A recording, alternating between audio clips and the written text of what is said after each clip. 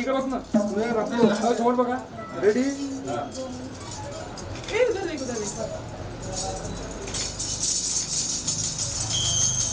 Okay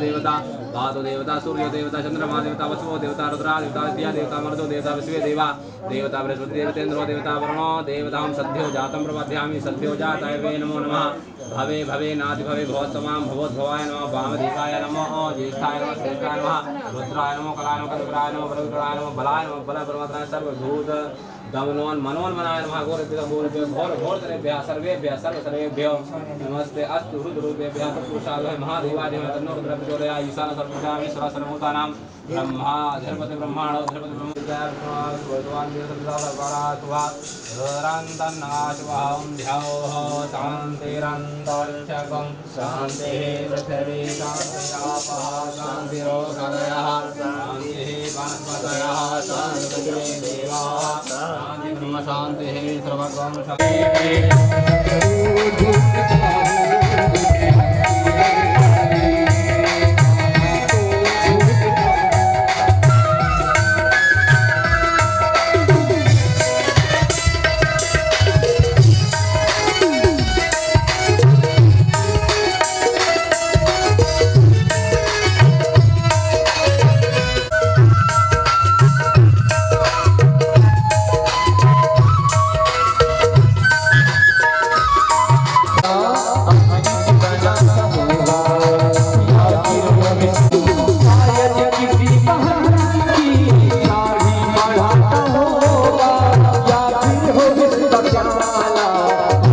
भगत हुआ।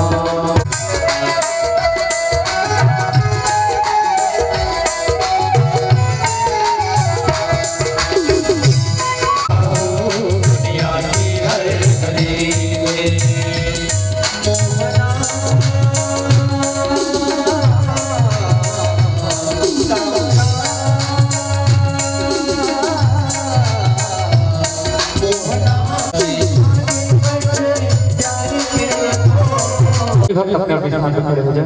हरि ओम।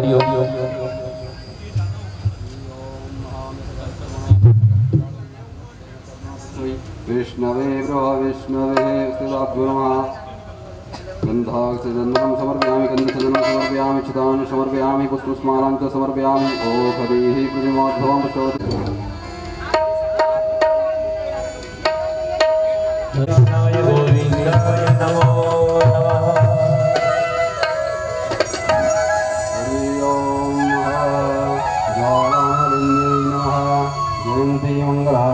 शनि प्रजशनि वसुशनि नोकशन्यभयशनि अग्निः प्रजां बहुलां मे करोत्वर्णं वयोरेदोष्मासुधत्सः देवता वातो देवता विश्वे देवा देवता बृहस्पति देवतेन्द्रो देवता वरुणो देवता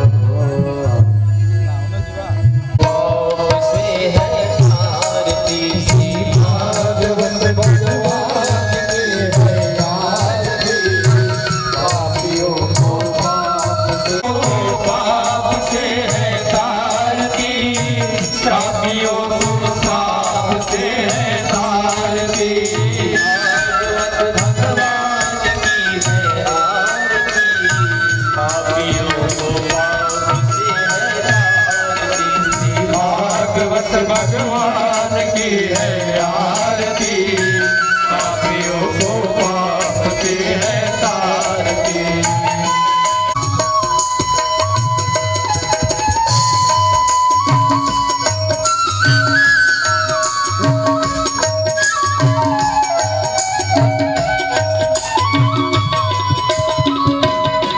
ये अमर ग्रंथ ये मुक्ति पथ ये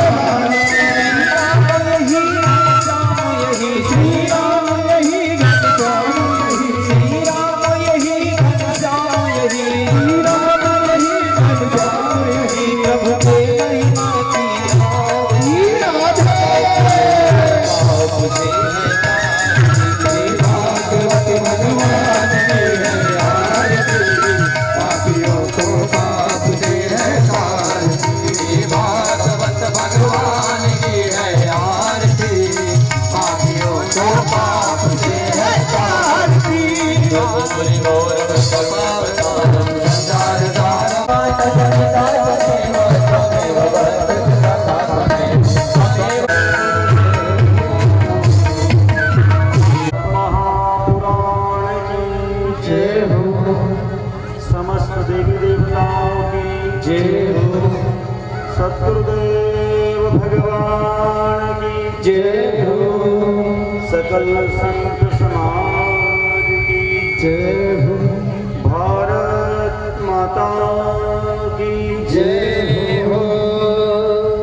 सभी श्रोता मंडली की जय हो।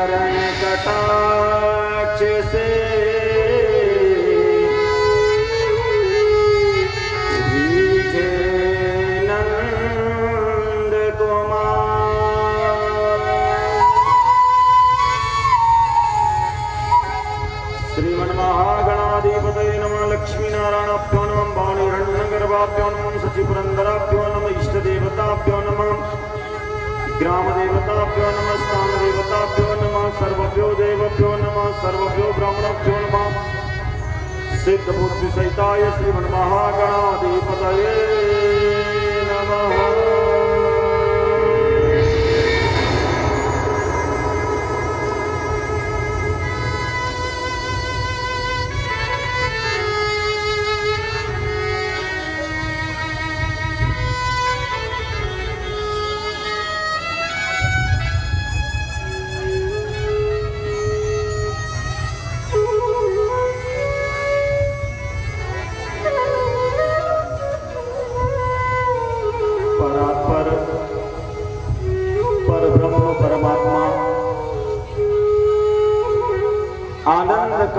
ब्रज चंद्र श्री यशोदानंद श्री बांके बिहारी की असीम कृपा प्रसाद से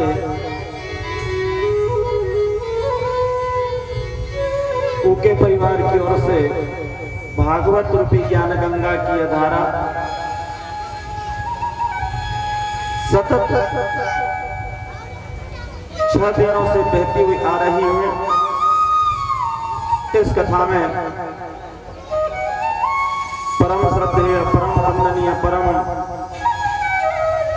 सदगुरुदेव के चरणों में कोटि कोटि वंदन, माता पिता के चरणों में व्यासपीठ से कोटि कोटि वंदन। जिस धराधाम पर यह अद्भुत कथा हो रही है, जहां पर साक्षात भागवत भगवान विराजित है,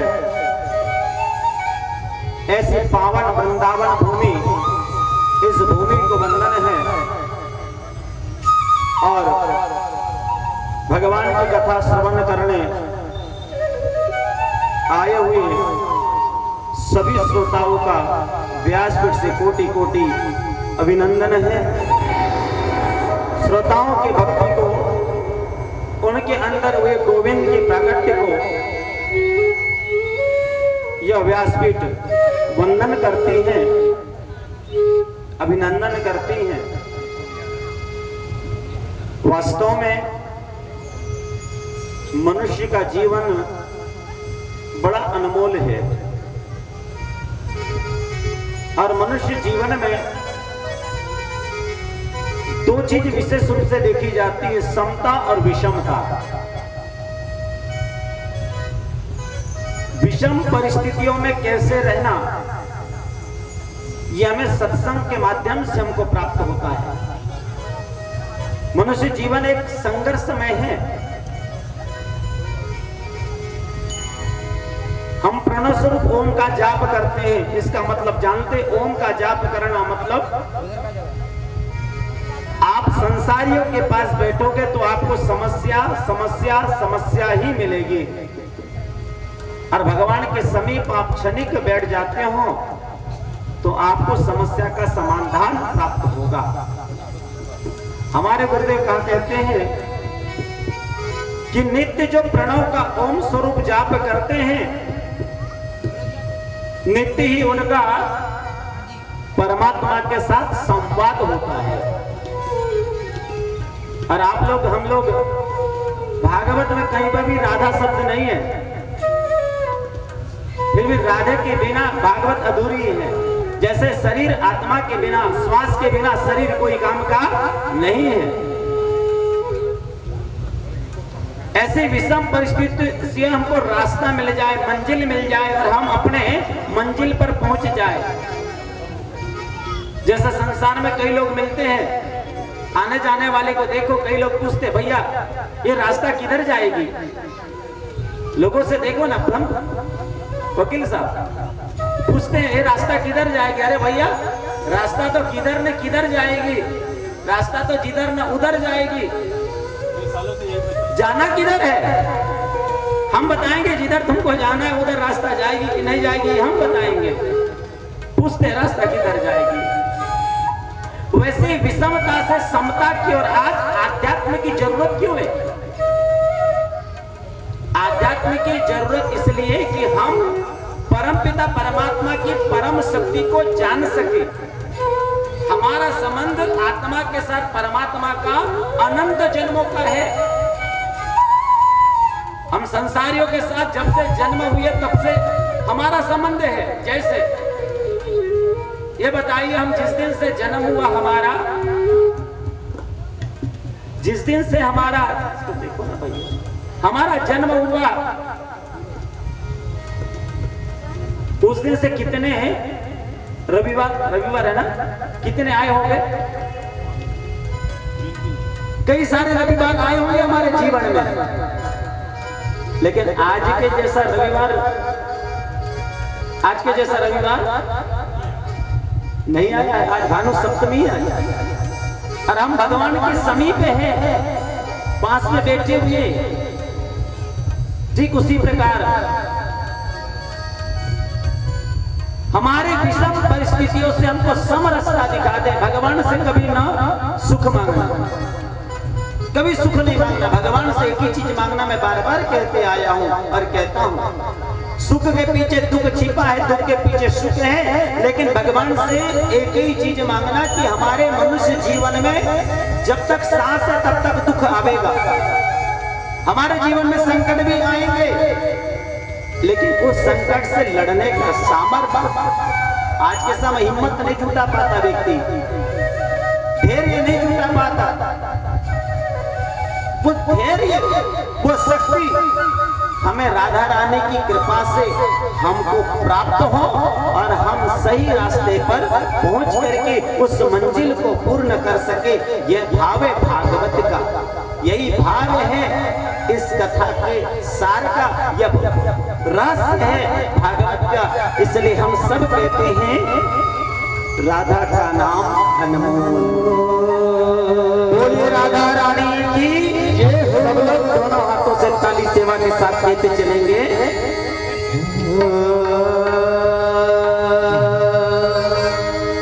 राधे का नाम, राधे का नाम अनमोल, बोलो राधे राधे, राधे का नाम अनमोल, बोलो राधे राधे, राधे का नाम अनमोल, बोलो राधे राधे, राधे का नाम अनमोल, बोलो राधे राधे, राधे का नाम अनमोल, बोलो राधे राधे। गौहा भी बोले राधे, बछड़ा भी बोले राधे, गौहा भी बोले राधे, बछड़ा भी बोले राधे, गौहा भी बोले राधे, बछड़ा भी बोले राधे, गौहा भी बोले राधे, बछड़ा भी बोले राधे। दूध की धार से आवाज आई, दूध की धार से आवाज आई, राधे राधे, दूध की धार से आवाज आई, राधे राधे, राधे का नाम अनमोल, बोलो राधे राधे, बोल बोलो राधे राधे।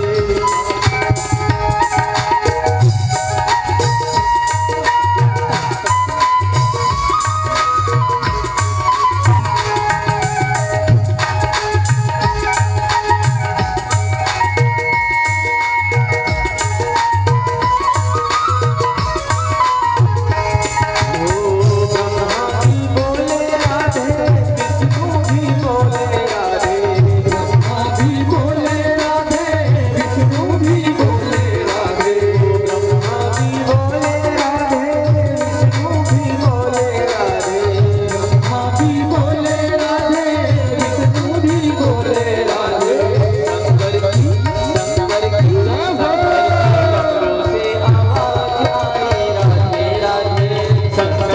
डमरू से आवाज आए, राधे राधे, शंकर की डमरू से आवाज आए, राधे राधे, शंकर की डमरू से आवाज आए, राधे राधे, राधे का नाम अनमोल, बोलो राधे राधे, राधे का नाम अनमोल, बोलो राधे राधे, राधे का नाम अनमोल, बोलो राधे राधे, राधे का नाम अनमोल, बोलो राधे राधे, राधे का नाम अनमोल, बोलो राधे राधे। ओ गंगा भी बोले राधे, यमुना भी बोले राधे, गंगा भी बोले राधे, यमुना भी बोले राधे, गंगा भी बोले राधे, यमुना भी बोले राधे, गंगा भी बोले राधे, यमुना भी बोले राधे। सरयू की धार से आवाज आई, सरयू की धार से आवाज आई, सरयू की धार से आवाज आई, राधे राधे, राधे का नाम अनमोल, बोलो राधे राधे, राधे का नाम अनमोल, बोलो राधे राधे, राधे का नाम अनमोल, बोलो राधे राधे। बोलिए राधा रानी की जय हो, जय जय श्री राधे श्याम, यथार्थ राधे, जय जय श्री राह दे। आइए क्रम से कथा की ओर ले चले। अपनी वाणी पहुंच गई है भगवान के पास, हमारी हाजिरी लग गई है। जैसे आप स्कूल में पहुंच जाते हैं ना तो प्रेजेंट पहले होती है, अब हमारी हाजिरी हो गई है। अब हमारा पैराग्राफ चालू हो रहा है। बड़े आनंद के साथ हमने गिरिराज जी का पूजन किया है, 56 भोग लगवाया है और सुंदर सा ऐसा दर्शन किया है गोवर्धन नाथ का। भगवान बताना चाह रहे हैं संसारियों को कि भैया गौ का वर्धन करो, गौ की सेवा करो, गौ का पालन करो। लेकिन आजकल गौ तो पालना दूर की बात रही, गाय का गोबर को भी हाथ लगाने के लिए लोग इधर उधर आड़ा टेढ़ा मुंह करते हैं। गाय के गोबर में लक्ष्मी जी का वास होता है और गौमूत्र में गंगा जी का वास होता है। एक बार समस्त त्रिलोकी में पूरा प्रलय सा हो गया तो समस्त देवता आपने देखा हो कि गौ माता में समाये हैं। आपने का चित्र देखा होगा, फोटो देखा होगा, पूरे समस्त देवता देवी गौ माता में समाये हैं। पीछे रह गई थी गौ माता, पीछे रह गई थी माता लक्ष्मी जी। लक्ष्मी जी ने कहा कि ये कहा गौ माता में जाएं, तो आगे आने वाले को आगे वाला नंबर सीट मिल जाती है ना, पीछे वाले को पीछे वाली सीट। तो लक्ष्मी जी पीछे रह गई थी, लक्ष्मी जी को गोबर का स्थान मिला। काहे का? गोबर का। और गंगा जी को गौमूत्र में स्थान मिला, इसलिए गोबर धन कहा गया है। हमारे घर में जो पूजा का स्थान हो, तुलसी की जगह थोड़ा सा गोमय होना चाहिए, गोबर का लेप होना चाहिए। आंगन में हम सुंदर से तुलसी लगाते हैं, अंदर हम रंगोली बनाते हैं। रंगोली बनाने का मतलब क्या जानते हो? सब लोग आप रंगोली बनाते हो, हर दिन अपने आंगन में रंगोली होना चाहिए।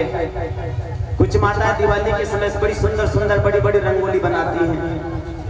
रंगोली बनाने का भाव क्या है? बड़ी मेहनत से आप रंगोली बनाते हैं, है ना? आप यहाँ तक कि अपने घर का कार्य भी भूल जाती हो, अपने कार्य को छोड़ देती हो और मन लगा करके 1, 2, 3 घंटे तक वो रंगोली सजाने में लग जाता है। आपका समय पूरा मन लगा देते हो, तन लगा देते हो, वो सोचता नहीं मेरी रंगोली अच्छी लगना चाहिए। बस वो रंगोली का समय कितना होता है जो आपने बनाया है, 3 घंटा मेहनत करके वो रंगोली कितने समय तक अच्छी रहती है? बोलो ना। 2 दिन? बाप रे बाप। ठीक है, मान लो 2 दिन, किसी किसी की 3 दिन। रंगोली सजाने में आपका पूरा तन और मन एक लग जाता है और कोई मिटका दे तो उसी समय दिमाग खराब हो जाता है ना? बड़ा गुस्सा आ जाता है, आग बबूला हो जाती है। आपको मालूम है कि मैंने इस पृथ्वी पर सुंदर सी रंगोली बनाई है, अपने कार्य को छोड़ करके ये रंगोली कुछ समय बाद मिट जाने वाली है। उस सजाने में आपने जी जान एक लगाया होता है, थोड़ी देर बाद मिटने वाली है। रंगोली का मतलब है हमारा जीवन। हम जीवन के चरित्र को सजाने के लिए सारा उम्र लगा देते हैं। जीवन के चरित्र को बनाने के लिए, आचरण को सुधारने के लिए सारा जीवन लगा देते हैं। मिटक ना हो तो महाराज पल भर में मिट जाती है। रंगोली से हमें ये सीखने में लगता है।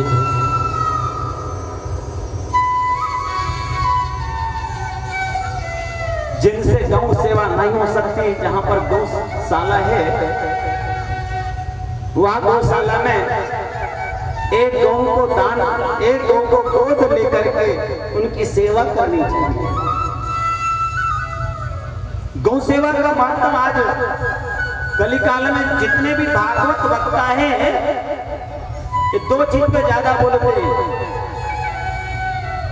एक होता है गौ पे और दूसरा होता है गौरी पे।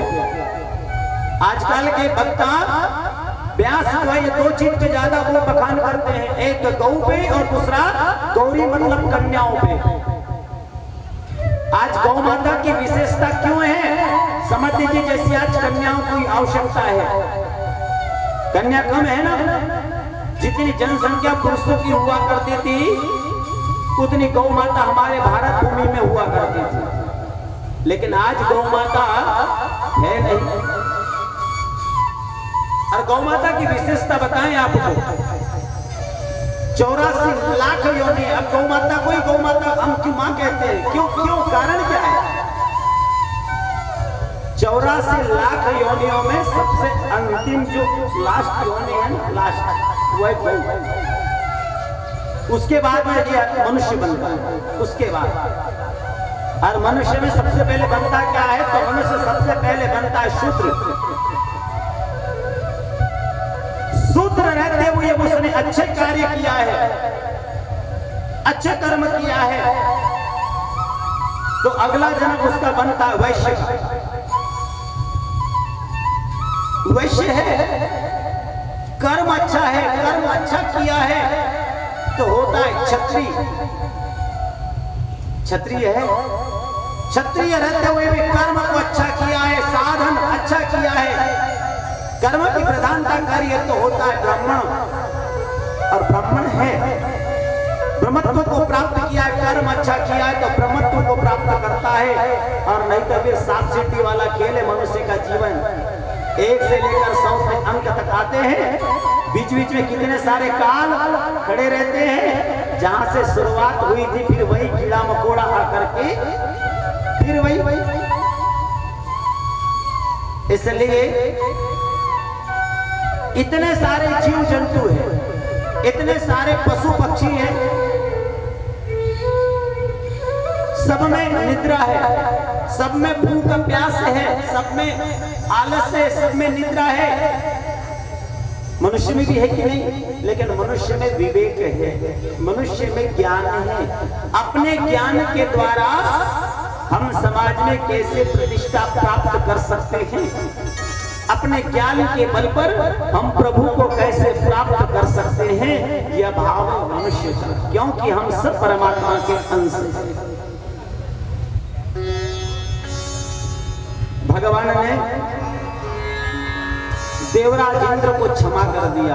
देवराज इंद्र ने अति वर्षा करी थी,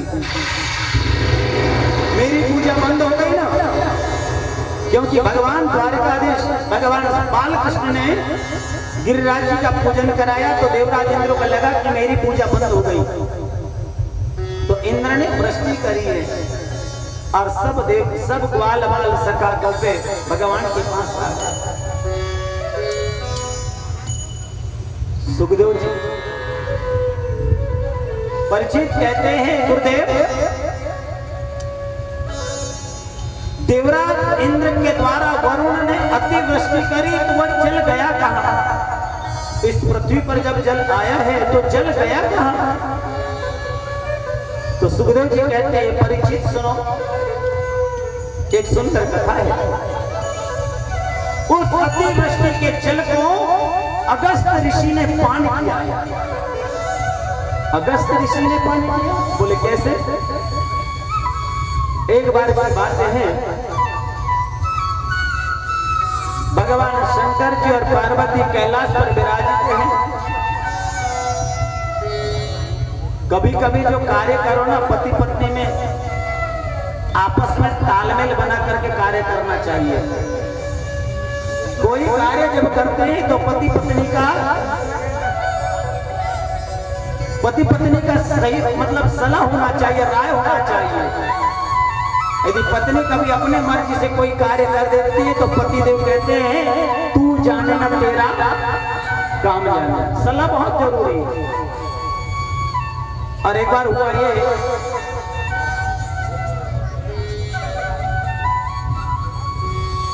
कि मैया पार्वती ने कह दिया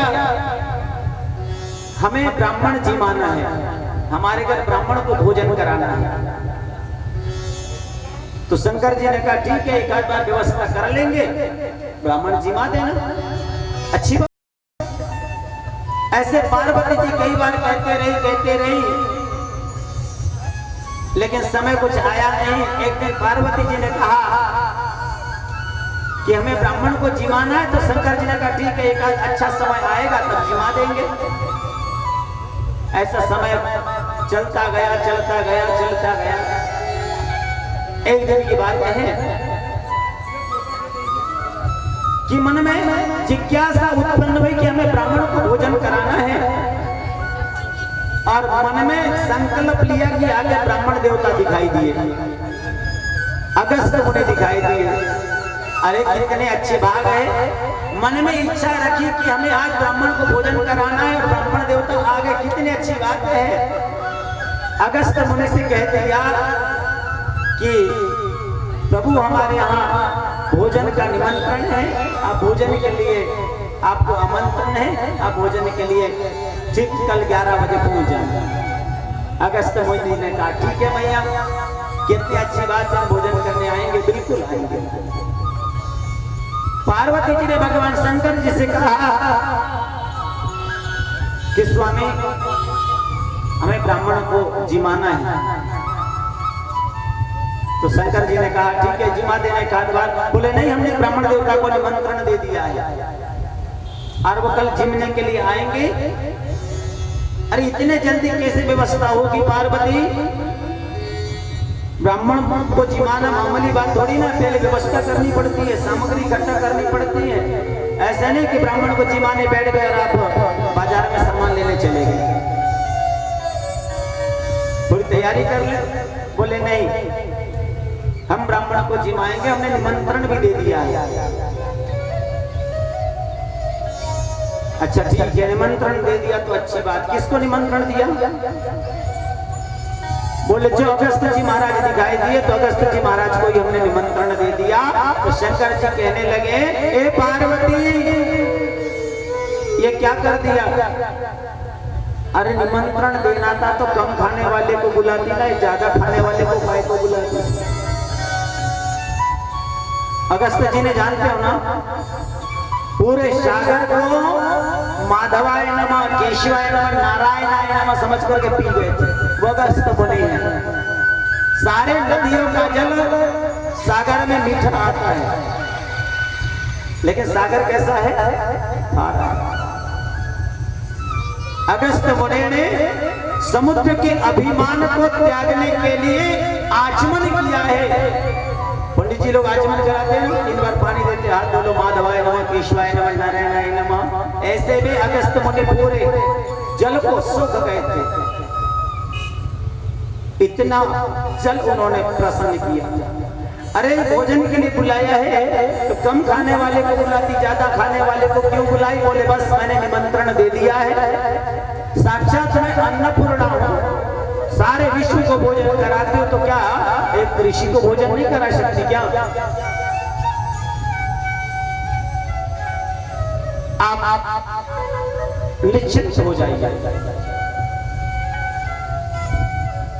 सुबह क्या देखना है, खाद्यान्नों के पहाड़ लग गए।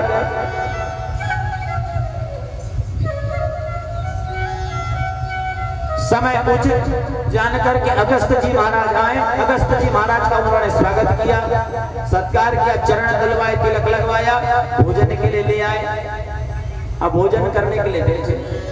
भोजन का एक नियम होता है, भोजन करते समय एक आसन पर बैठना चाहिए। भोजन करते समय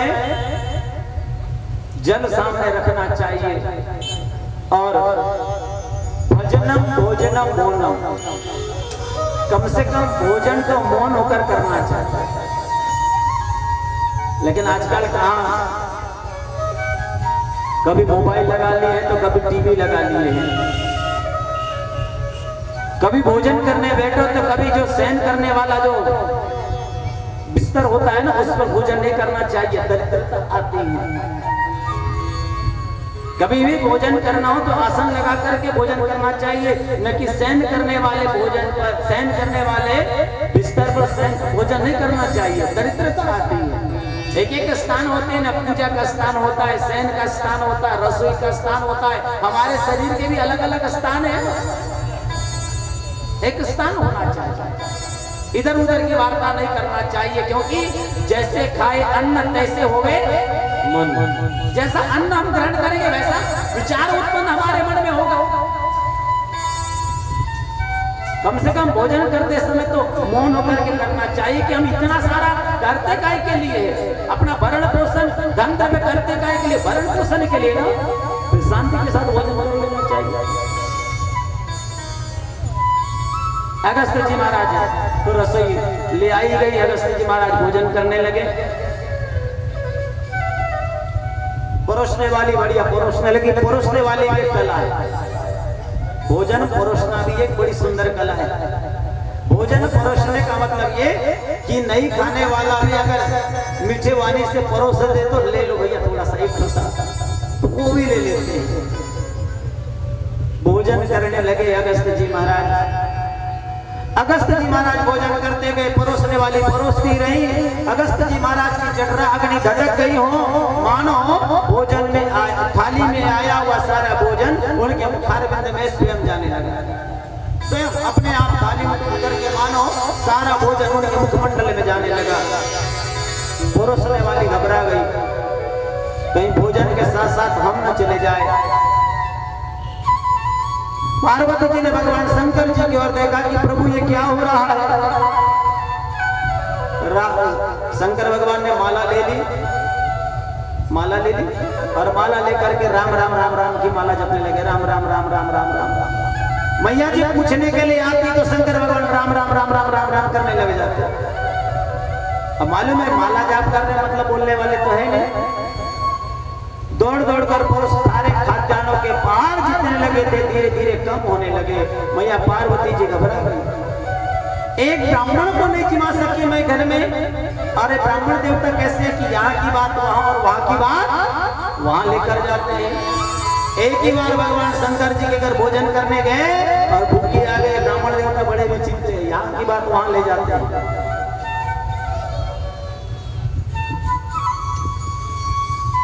उतने में एक संत जी आ गए, एक सन्यासी आ गए। मां भिक्षाम देहि, मैया भिक्षाम देहि। मैया पार्वती पहुंची, सन्यासी को देख करके प्रणाम किया और सन्यासी जी को ले आए, चरण दलवाए और कहा कि महात्मा चलिए भोजन का समय हो गया, आप रसोई में चलिए भोजन करिए। सन्यासी ने भी भोजन करना स्वीकार कर लिया। अब मैया घबरा गई, कहने को कह देते ना भोजन करोगे क्या, पूछते हैं ना भोजन करोगे क्या। खाने वाला भी होगा बोले नहीं भूख नहीं है नहीं खाऊंगा। सन्यासी भी आकर बैठ गए। अगस्त जी महाराज इशारा कर रहे हैं दूर दूर, लेकिन सन्यासी भी ठहरे तो कहते बैठूंगा तो यही, और जहाँ भोजन कर रहा है वहीं तो बैठना चाहिए ना, कहीं दूर जाके बैठेंगे, यहीं पास में बैठो। अगस्त जी कहते दूर दूर। भोजन परोसा गया सन्यासी को अगस्त जी के बाजू में। सन्यासी ने भोजन लिया, एक दो रोटी चपाती खाई और देखा कि ये तो खाते जा रहे हैं, कितने दिन के भूखे कौन जाने। सन्यासी ने देखा भोजन का नियम यह है कि एक खाता रहे और दूसरा हाथ धो ले, नियम का विरुद्ध है। एक भोजन करता रहे और दूसरा हाथ धो ले, नियम के विरुद्ध। अब व्यक्ति खाते जा रहे हैं, उसका भी एक नियम है कब तक बैठना चाहिए। भोजन वाले के पास जब तक बैठना चाहिए जब तक अपना हाथ न सूख जाए। अपना हाथ सूख गया तो समझ लेना चाहिए भैया तुम खाते रहो, हमारा धो लेना चाहिए। अब देखा कि खाते जा रहे हैं बाबा, सन्यासी ने हाथ धो लिया। जब हाथ धो लिया तो अगस्त जी महाराज को बड़ी गुस्सा आई। हम जिम रहे हैं, भोजन कर रहे, तुमने हाथ धो लिया। अगस्त जी महाराज ने भोजन बंद कर दिया और कहा ए सन्यासी, तुमने हमको पानी पीने नहीं दिया, तुमने हमको पानी पीने नहीं दिया। वो सन्यासी कोई और नहीं थे, मेरे गोविंद जी थे, मेरे ठाकुर जी थे। ठाकुर जी ने कहा क्षमा करना, भक्त प्रेम के पाले पड़कर प्रभु को नियम बदलते देखा। अपना मान टले तो टले, पर भक्त का मान न टलते देखा। पार्वती जी ने भगवान से प्रार्थना करी कि ये धर्म संकट से उबारो, इसलिए सन्यासी भगवान नारायण बनकर आए और अगस्त जी से कहा। आप लोग जानते हो अभी तक 24 अवतार भगवान के हुए हैं, लेकिन एक बात कहूं, भगवान के अवतारों की कोई गिनती नहीं है। भगवान की इतने अवतार है, इतने रूप है, इतने नाम है कि हम न जान सकते ना पहचान सकते हैं। भगवान का एक ही काम है, ध्यान से सुनना। कौन सा? भक्त पर जब आपत आती है, भक्त पर जब विपत्ति आती है, भक्त की बिगड़ी को बनाना ठाकुर जी का काम है। तो हमारा काम क्या है? हमारा काम है भगवान का नाम लेना, हमारा काम है, और हमारी बिगड़ी को बनाना ठाकुर जी का काम है। और ठाकुर जी सन्यासी बनकर आए और मैया पार्वती जी की चिंता को दूर किया और अगस्त जी से कहा कि गुरुदेव को क्षमा करना। इस द्वापर इस समय आप त्रेता में भोजन करिए, पानी तुमको मैं द्वापर में पिलवाऊंगा। जब इंद्र अतिवृष्टि करेगा, जब मैं गिरिराज जी को धारण करूंगा और इंद्र जब अतिवृष्टि करूंगा, उस वृष्टि का जल इस पृथ्वी पर कहीं समान योग्य स्थान नहीं है, उस जल को आप पान करना। और अगस्त जी महाराज ने गिरिराज जी से जो वर्षा हुई ना गोवर्धन के समय, अगस्त जी महाराज ने उस जल का पान किया है। बोलिए वृंदावन बिहारी लाल की जय हो। आइए भगवान नाम का संकीर्तन करते हुए जय जय राधा रमन हरि बोल, जय जय राधा रमन हरि बोल, जय जय राधा रमन हरि बोल, जय जय राधा रमन हरि बोल, जय जय राधा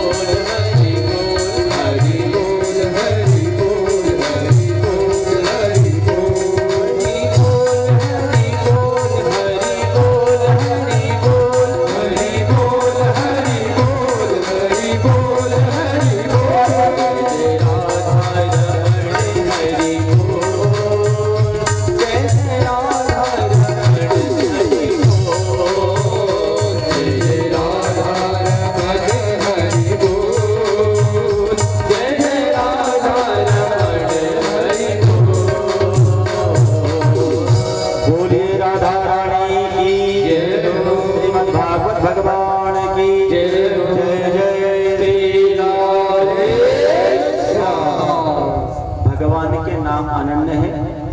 मानस में है ना, हरि अनंत हरि कथा अनंता कहई सुनई बहु विधि सब।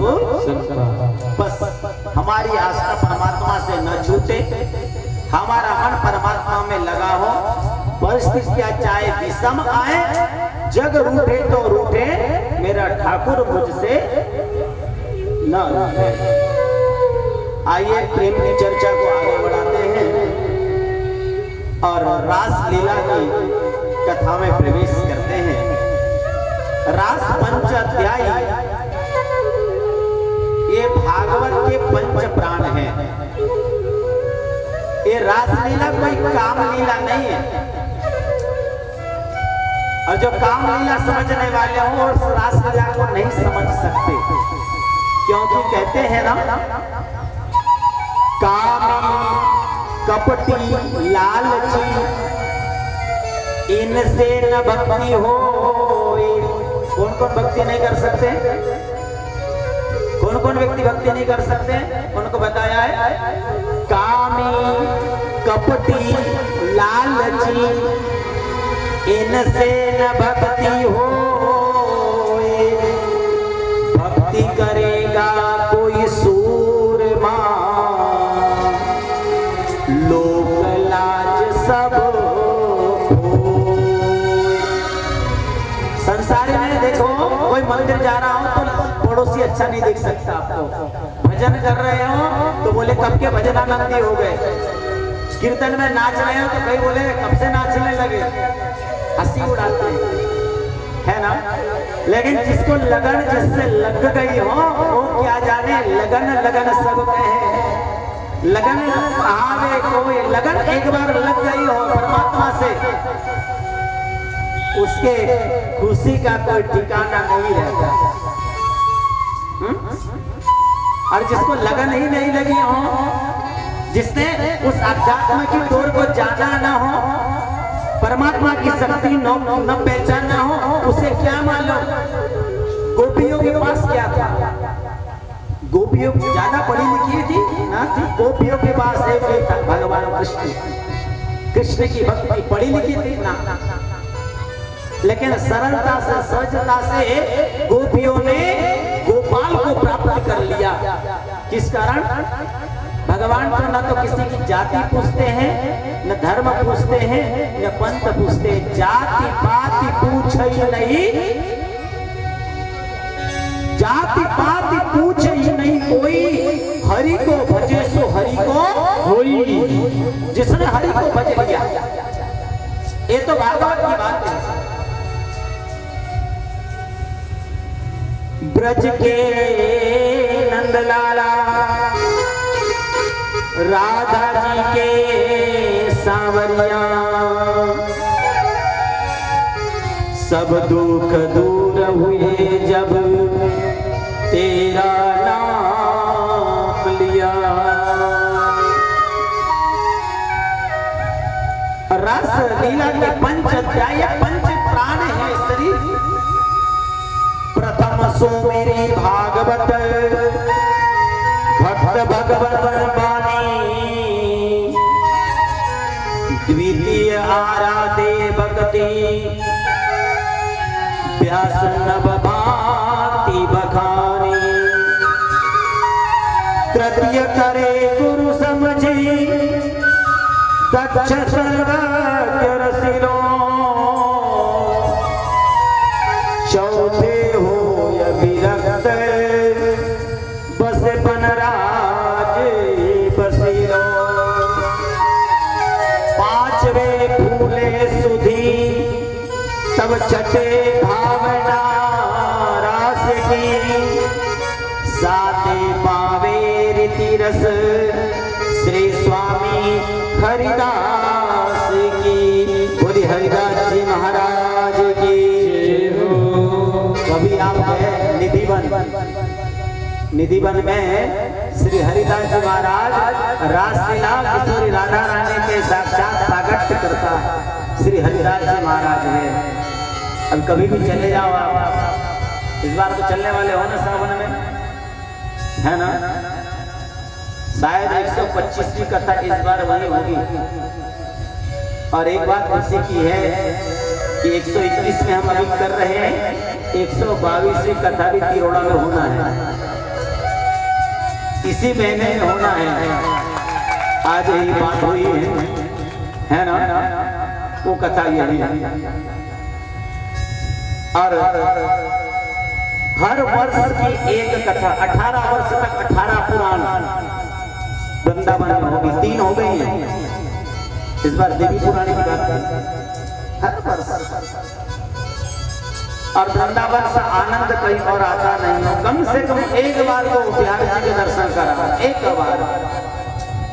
अब हम बार बार आपको जाने के लिए क्यों कहते जानते हो? भागवत की कथा में जाने के लिए आपको क्यों बोलते जानते हो? कथा किसी की भी हो, कोई भी व्यास में जरूर कथा में जाना चाहिए। आपके हृदय में गोविंद का प्राकट्य है, आपके भीतर गोविंद का प्राकट्य हो गया है, अगर किसी के माध्यम से यदि आप चले जाते हो ना, हमारे माध्यम से यदि वृंदावन चले गए ना, तो समझ लेना कि आपका 16वां अंश 16वां फल हमको प्राप्त हो गए। आपने किसी को कहा कि वहां भागवत चल रही है, जाइए कथा में थोड़ा सा श्रवण करके आप चले गए, जिसने भेजा है ना उसका 16वां अंश मिल गया।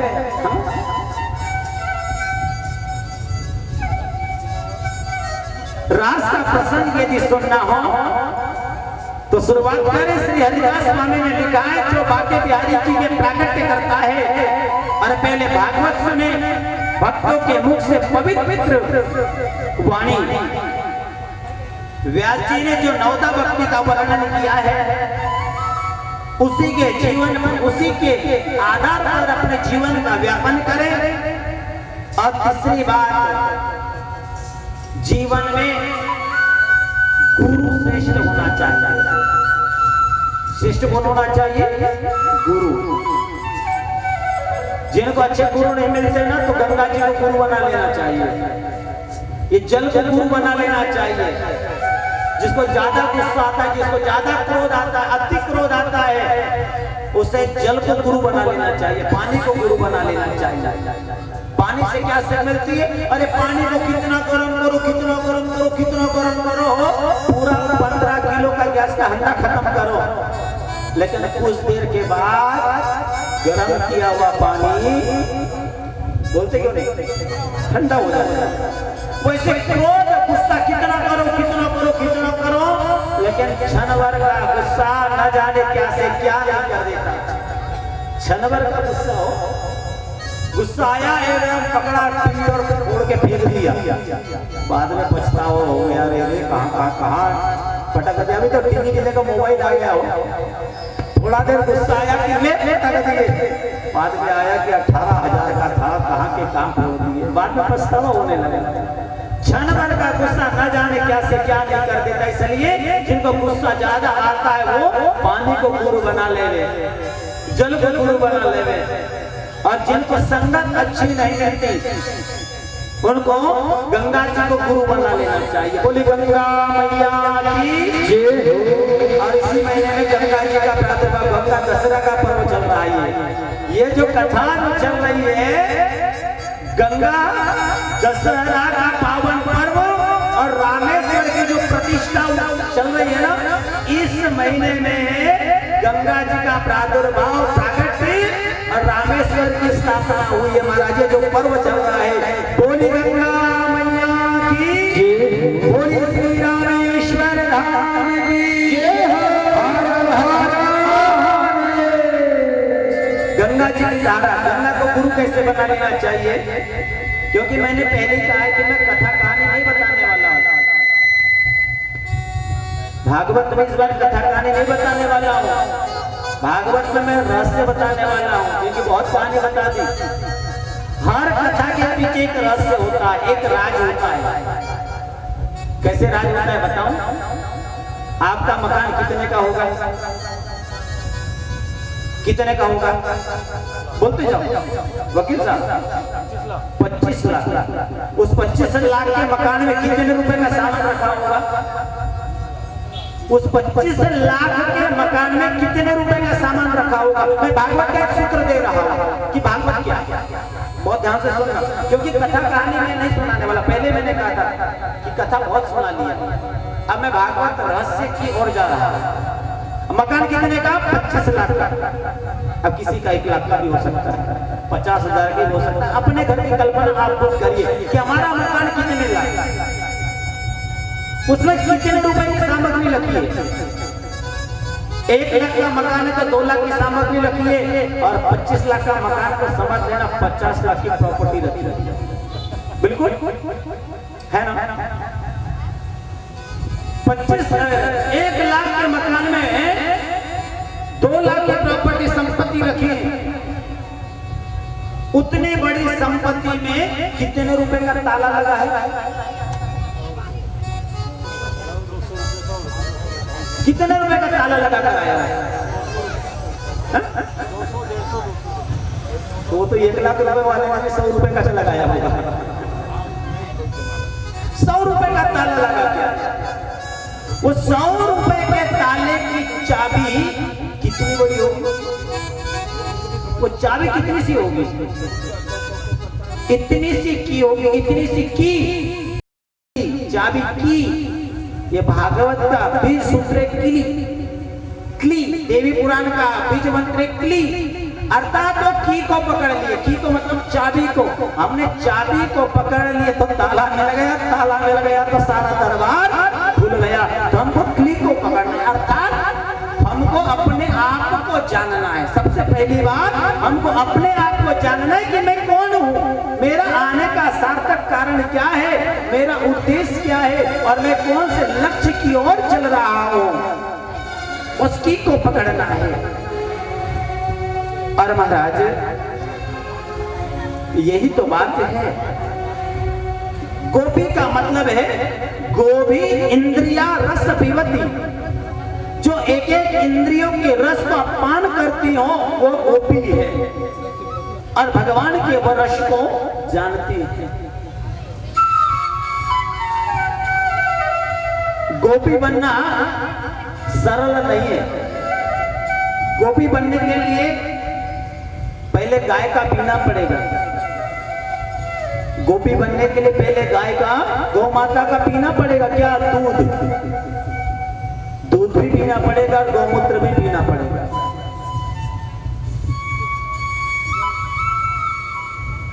प्रेम कर लेना सरल है, प्रेम को निभाना बड़ा कठिन है। प्रेम की परिभाषा लोग कहीं कहीं और ले जाते हैं। प्रेम कभी किसी का पूर्ण नहीं होता, क्योंकि प्रेम का पहला अक्षर ही अधूरा है। गोपियां नित्यानंद निस्वार्थ होकर के प्रेम करती हैं और समझ लीजिए कि उनका कृष्ण के बिना कोई और नहीं है। जितने भी ये सब संसारी हैं। ये तो हो गई द्वापर की बात। लेकिन कलिकाल की बात आपको बताऊं, कलयुग में भी एक ऐसी गोपी का वर्णन आता है। कौन है वो? है जिनका भाव ये, ऐसे वर को क्यों वरे जो जिए और मरे,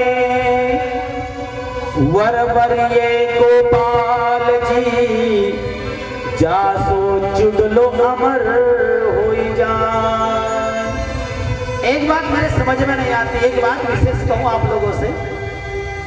जब तक सुहाग, सच्चाई बात बताना, जब तक सुहाग होता है ना, जब तक सुहाग होता है ना, तो हाथ में चूड़ी रहती है कच्ची कांच की।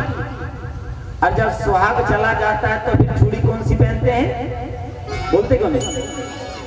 बोलो ना, सच्चाई की नहीं? जो सुहाग जब तक होता है चूड़ी कौन सी? कांच की। और सुहाग के चले जाने के बाद फिर देखो, अरे पहले पक्की पहन लो ना, काय को फूटेगी? काला टीका हम बाद में लगा दे, पहले लगा लो ना। ये पूछते गुरुजी ये काला टीका आप क्यों लगाते हो? ये काला टीका लगाने का भाव क्या है? काला टीका लगाने का भाव ये है कि हर किसी की आत्मा का पति परमात्मा है। पुरुषों का विवाह भी, क्योंकि पुरुषों में भी आत्मा है तो माताओं में भी है कि नहीं? और परमात्मा, आत्मा का सच्चा पति कौन है? परमात्मा है। एक बार विवाह, ये तो संसारियों का नियम है, लेकिन एक बार हमारी आत्मा का विवाह वो परमात्मा के साथ हो जाए तो अमर हुए कि नहीं? और आप लोग कहते भी हो आरती में, हमेशा कहते हो क्या? तुम हो ये गया गोचर सबके प्राणपति, स्वामी सबके प्राणपति,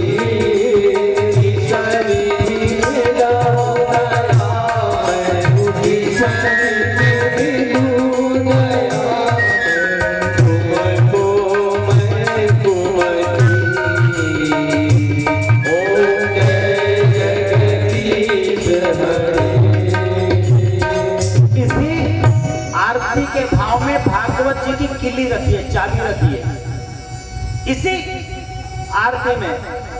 इसी के ऊपर हमने जब जगन्नाथपुरी गए, जब इसी बात को जब हमने कही तो वहां के जो गौड़िया मठ के जो महंत जी थे ना, सुन रहे हैं ना, इसी आरती का जो एक है, तुम हो एक अगोचर सबके प्राणपति। अब विश्वास हो गया मैं भागवत के ऊपर नहीं, अब ओम जय जगदीश हरे की आरती पे 7 दिन तक प्रवचन कर सकता हूं। कितने दिन? पूरे भागवत का सार ओम जय जगदीश हरे की आरती में 7 दिन की कथा मैं कर सकता हूं। एक एक आरती में अर्थ, उसमें यह नहीं कहते कि मेरा पति, सबके प्राण। फिर दूसरी लाइन क्या है? किस विध मिलाओ दया। ऐसी कौन सी विधि है, ऐसा कौन सा साधन है उस घर में जाने का?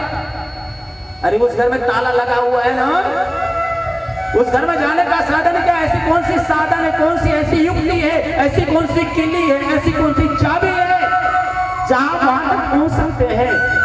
भागवत रूपी कीली हमको जीवन में मिल गई तो हम उस स्थान तक पहुंच सकते हैं। लेकिन हमारी आत्मा का विवाह परमात्मा है, हम सबका विवाह एक बार परमात्मा के साथ हो जाना चाहिए।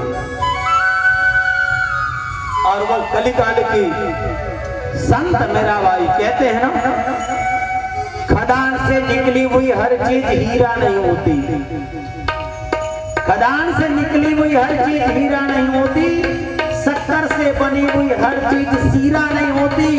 यूं तो जहर पीकर के मरती हजारों स्त्रियां, जहर पीकर भी जिंदा रहे वो हर एक स्त्री मीरा नहीं होती, हर एक स्त्री मीरा नहीं होती। आइए सुंदर भाव को गाते। क्यों भैया?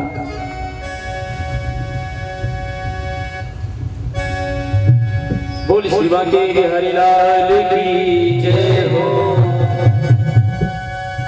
उस श्याम रंग में रंग गई राधा, उस श्याम रंग में रंग गई मीरा, भूली सुध बुध सारी,